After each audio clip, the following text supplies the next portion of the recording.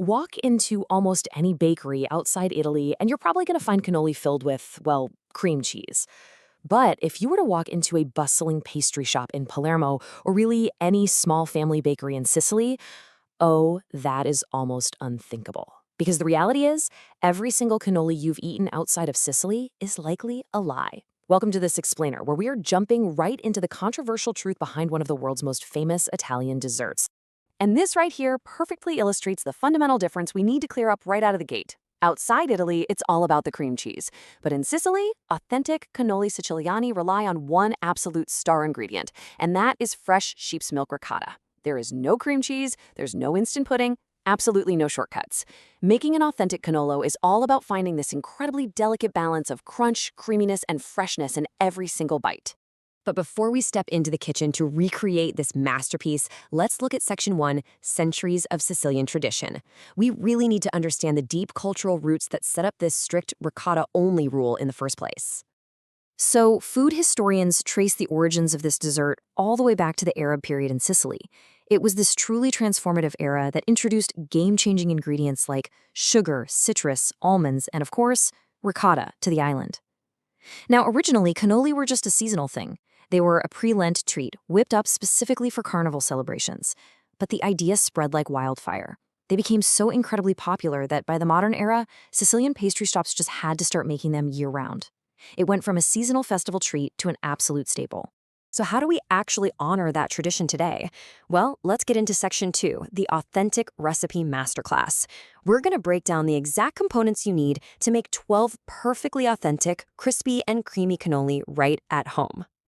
To get that perfect blistered exterior, you've got to use these exact shell ingredients. We start with the structural basics: 250 grams of all-purpose flour, 30 grams of sugar, an egg, and a pinch of salt. Now, for the fat, you can use 30 grams of butter, but if you want to be truly traditional, swap that out for lard. It contributes so much to the texture. And then there is the absolute secret weapon: 60 milliliters of Marsala wine. This isn't just for a flavor kick. The acidity and the alcohol in the Marsala are literally what create those iconic signature bubbles when the dough hits the hot frying oil. Now, contrast those sturdy shell ingredients with the fresh, robust elements of your filling.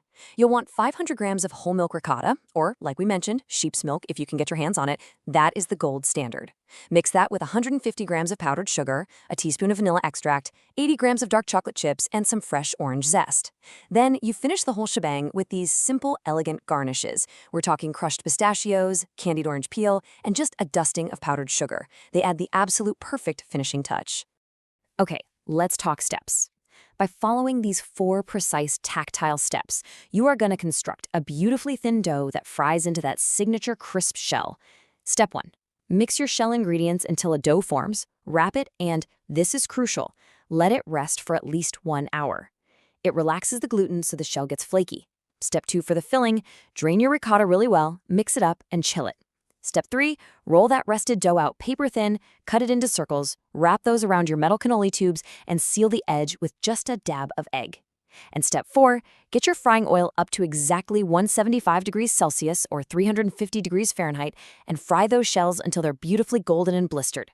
Just remember to let them cool completely before pulling them off the tubes. Sounds pretty straightforward, right? But beware. Even with the perfect ingredients, there are a few major pitfalls that can instantly ruin your pastry. Let's move to Section 3, Perfecting the Crunch, and go over some common mistakes.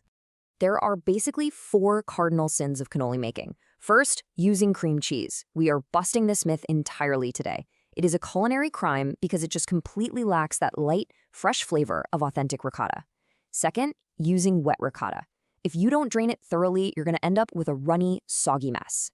Third, leaving your dough too thick. If it's not paper thin, you ruin that signature crispness and get a chewy shell instead. And finally, filling your cannoli too early.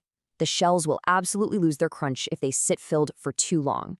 In fact, that brings us to the ultimate secret of the authentic Sicilian cannolo: fill just before serving. Local Sicilians firmly believe that the only way to preserve that incredible contrast between a crispy shell and a creamy interior is to pipe the pastry exactly when you order it. Pastry shops over there adhere strictly to this. If it sits, it gets soggy. It is really that simple. So, you've rested your dough, you've sourced the good sheep's milk ricotta, you've fried your shells, and you've waited until the very last possible second to pipe them. This brings us to section 4, the ultimate taste test. Because when you finally hold that freshly piped, perfectly executed cannolo in your hands, the sensory experience is just unbelievable. Like the old saying goes, the shell literally shatters with the first bite. Imagine that texture, the blistered golden shell instantly giving way to this smooth, lightly sweet ricotta dotted with rich chocolate. It's an incredibly balanced flavor profile. The richness of the chocolate, the bright freshness of the orange zest cutting through the cream, and the satisfying earthy crunch of the pistachios. It really elevates a simple dessert to an art form. It is simple, it is elegant, and it is unmistakably Sicilian. So, now I gotta ask you, how would you top your cannoli? Are you going with the crushed pistachios, extra chocolate chips, candied orange peel, or are you keeping it classic with just powdered sugar? Tell us your favorite traditional topping down in the comments. And honestly, it leaves us with a bigger thought. If the world got the iconic cannoli so wrong for so long, what other famous authentic dishes have we completely misunderstood? If you enjoyed this dive into Sicilian culture, please like, subscribe to our Explainer series, and join us as we continue to decode the world's most iconic recipes. Until next time, keep exploring, keep cooking, and keep tasting the world.